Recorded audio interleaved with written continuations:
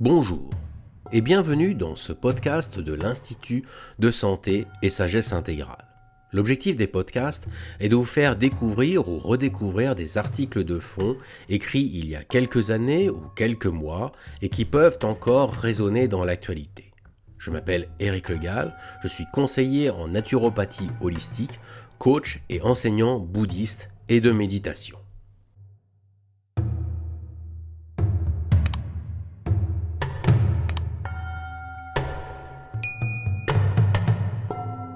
Saison 2, épisode 4.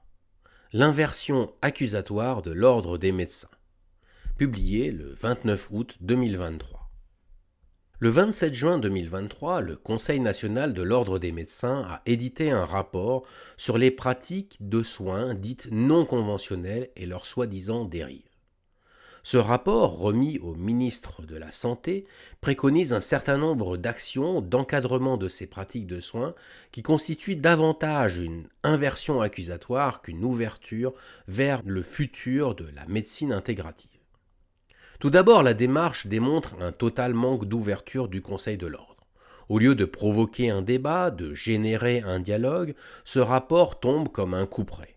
On est en droit de se demander comment les rédacteurs de ce rapport se sont renseignés sur ce qu'ils nomment les pratiques non conventionnelles, qui regroupent des pratiques aussi variées que la médecine traditionnelle chinoise ou l'ayurveda, la naturopathie, l'aromathérapie, la kinésiologie ou même l'hypnose et l'ostéopathie.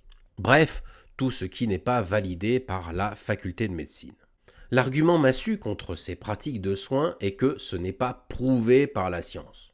Dans le cas de la médecine traditionnelle chinoise et de l'ayurveda, il s'agit de pratiques multimillénaires qui ont fait leurs preuves empiriques. On peut même trouver ironique qu'une médecine allopathique vieille d'à peine quelques siècles puisse ainsi faire valoir sa suprématie sur ses glorieuses aînées. Quant à un certain nombre de pratiques comme la naturopathie ou l'ostéopathie, elles sont reconnues par l'Organisation mondiale de la santé depuis plusieurs décennies. Le Conseil de l'ordre des médecins aime faire ce que l'on nomme en anglais du cherry picking, c'est-à-dire d'être sélectif quant à ce qu'il retient des préconisations de l'OMS.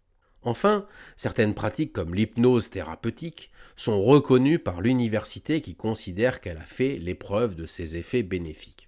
Et on voit bien ici le biais majeur de ce rapport tendancieux du Conseil national de l'ordre des médecins, la mauvaise foi et l'inversion accusatoire.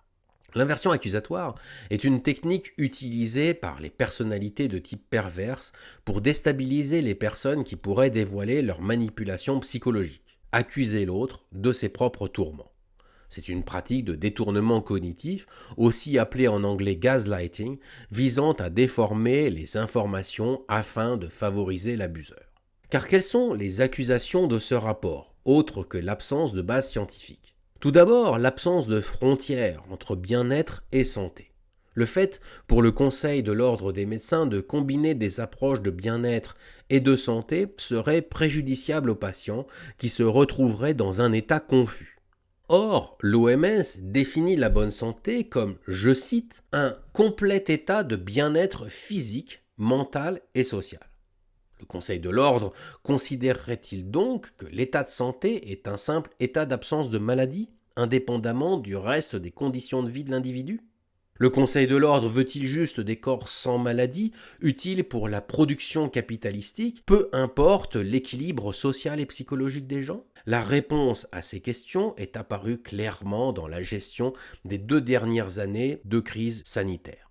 Lutter contre un virus était plus important que soigner l'équilibre psychique et social de la société. La deuxième accusation est celle de l'usurpation du terme médecine. L'ordre des médecins revendique un monopole exclusif sur la santé et la médecine pour la médecine allopathique chimique de notre époque. Or, la médecine, selon le CNRTL, c'est-à-dire le Centre national de recherche textuelle et lexicale, est, je cite, la science qui a pour objet l'étude, le traitement et la prévention des maladies. C'est, et je cite toujours, l'art de maintenir ou de rétablir un être vivant dans les meilleures conditions de santé. Or, la médecine allopathique universitaire et chimique est-elle la seule à participer à cette science ou à cet art ? Les médecines traditionnelles chinoises et ayurvédiques ne remplissent-elles pas ce rôle dans un autre contexte socio-culturel ? En quoi la médecine européenne serait-elle supérieure et pourrait-elle se prévaloir d'un monopole ? La naturopathie, que l'OMS considère comme descendante de la médecine traditionnelle hippocratique et hygiéniste, ne participe-t-elle pas davantage à la prévention des maladies ? On voit bien ici le carcan intellectuel dans lequel est enfermé l'ordre des médecins, et on pourrait même voir quelque chose de xénophobe, voire suprémaciste, dans cette vue erronée. La troisième accusation est celle de la mise en danger des patients du fait du décalage entre les promesses de ces pratiques et le résultat obtenu. Le rapport parle également de perte de chance et d'abus de faiblesse. On atteint là au sublime dans l'inversion accusatoire. Qui a, en 2020, incité à rester chez soi avec du Doliprane si on avait les premiers symptômes de coronavirus ? Qui a été complice de la mise en place d'un système de santé générant des déserts médicaux et la fermeture de services entiers d'hôpitaux ? Ne sont-ce pas là des pertes de chance pour les malades ? Pour ce qui est du décalage entre promesses et résultats, qui a promis et relayé les promesses de thérapies révolutionnaires qui guériraient 100% des malades ou des injections à 95% de taux de réussite ? Qui a forcé le consentement libre et éclairé des individus en 2021 et continue encore à le faire aujourd'hui ? Au-delà des dérives des dernières années, la médecine allopathique chimique et de synthèse peut-elle réellement se prévaloir de meilleurs résultats que les autres démarches ? Pour un certain nombre de pratiques de pointe, c'est certainement le cas. Mais qu'en est-il pour les maladies de civilisation ou les maladies chroniques ? Eh bien, aucune étude ne le prouve. On pourrait aussi évoquer l'énorme problème de la iatrogénèse médicale. Combien d'effets secondaires et de risques supplémentaires pour gagner quelques pourcents de réussite ? Enfin, la dernière accusation concerne les prétendues dérives sectaires induites par ces pratiques. L'Ordre des médecins met toutes les pratiques et tous les praticiens dans le même panier et recommande l'intervention directe de la Miviludes, la mission interministérielle de lutte contre les dérives sectaires. Le premier problème qu'il relève est que les praticiens de médecine complémentaire gagneraient de l'argent, voire même trop d'argent. Or, le revenu médian de ces praticiens serait d'environ 27 000 € par an selon les chiffres de Pôle emploi. On est bien loin de la fortune. Et puis, venant de praticiens qui n'ont aucun scrupule, à cumuler pour certains des dizaines, voire des centaines de milliers d'euros de conflits d'intérêts avec l'industrie, on est ici dans l'étalon de mesure de l'inversion accusatoire. Le deuxième problème que relève le Conseil national de l'ordre des médecins serait que les praticiens exerceraient une emprise mentale sur leurs clients, les déviant progressivement de la médecine conventionnelle et de son système encadré et contrôlé. Le Conseil de l'ordre ne veut pas que les individus, réduits au simple état de patient, puissent avoir leur propre libre arbitre quant à leur choix en matière de santé. Il faudrait donc s'en remettre exclusivement aux médecins, aux scientifiques sachants, mais rappelons que le médecin n'est pas un scientifique car il ne fait pas de recherche, et accepter sa parole, son ordonnance, sa prescription comme parole d'évangile. Or, combien de médecins sont condamnés chaque année pour des erreurs médicales ? Combien ont prescrit sans aucune retenue ni précaution des médicaments, des traitements ou autres qui se sont révélés néfastes ? Qui, depuis 3 ans maintenant, s'est succédé sur les plateaux TV pour prêcher des vérités absolues qui se sont ensuite révélées être parfaitement fausses ? Qui a demandé au public de s'en remettre aveuglément à eux en période de pandémie ? Ce ne sont certainement pas les praticiens non conventionnés. Alors, mon propos ici n'est pas de jeter l'opprobre sur tous les médecins, ni de dédouaner tous les praticiens alternatifs. Je sais que de nombreux médecins ont la curiosité de s'intéresser à d'autres démarches de santé et veulent une réforme de la santé vers plus d'intégration.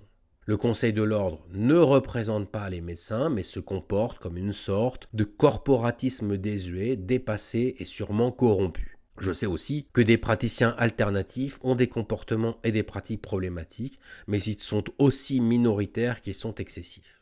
Le problème tient plus de l'aveuglement du Conseil de l'ordre sur la marche du monde de la santé telle qu'elle apparaît depuis maintenant une dizaine d'années au bas mot. Alors que des intérêts industriels nous mènent directement et à brève échéance vers une e-médecine, cette e-médecine où les médecins seront remplacés par des algorithmes et où les malades seront en contact direct avec les laboratoires pharmaceutiques qui leur prescriront la thérapie chimique ou génétique qu'il leur faut.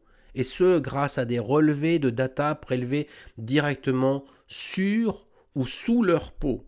Et selon des protocoles standardisés qui nient l'individualité de chacun et qui détruiront définitivement l'aspect humain du soin, l'ordre des médecins préfère regarder ailleurs et préfère crier au loup. Car le préambule de ce rapport en est sûrement la partie la plus intéressante, car il expose les motivations du Conseil de l'ordre.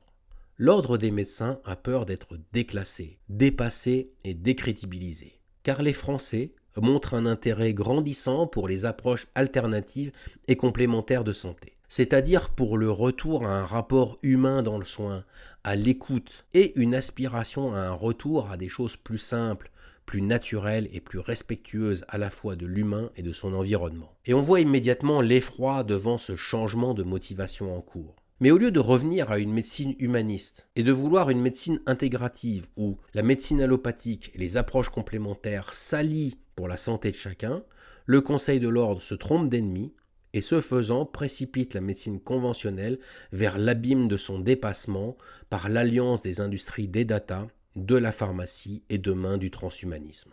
Espérons qu'un jour, l'ordre des médecins se réveillera et comprendra son erreur. À défaut d'espoir de ce côté, espérons que les médecins eux-mêmes se rendront compte qu'ils sont actuellement en voie de prolétarisation avant d'être définitivement remplacés par des machines et des algorithmes. Espérons que chacun se rende compte que la médecine et la santé au sens large sont des disciplines humaines non remplaçables. Espérons enfin que chacun comprenne qu'il nous faut regagner notre autonomie en matière de santé par l'éducation, par l'hygiène personnelle et par les choix que nous faisons.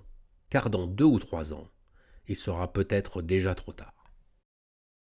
Chers amis, si nos contenus vous intéressent et vous inspirent, je vous invite à découvrir nos activités sur le site santé-sagesse.fr.